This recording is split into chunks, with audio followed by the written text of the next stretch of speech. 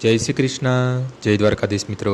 આજે આપણે અધ્યાય 17નો 8મો અને 9મો એમ 2 શ્લોક સમજીશું.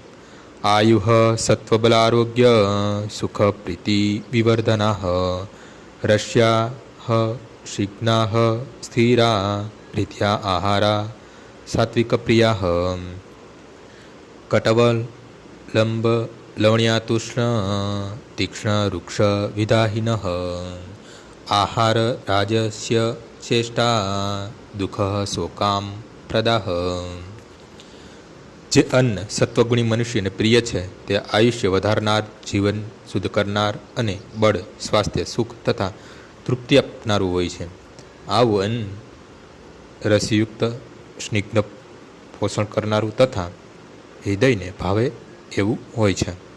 અતિશય કડવું, ખાટું, ખારું, ગરમ, તીખું, લુખું તથા બળતરા કરનારું અન્ન રજોગુણી મનુષ્યને પ્રિય હોય છે. આવા અન્ન દુઃખ, શોક તથા રોગ ઉત્પન્ન કરનારા હોય છે. આજનો શ્લોક અહીં પૂર્ણ થાય છે. આવતીકાલે ફરીથી સવારે 6 વાગ્યે મળીશું. જય શ્રી કૃષ્ણ.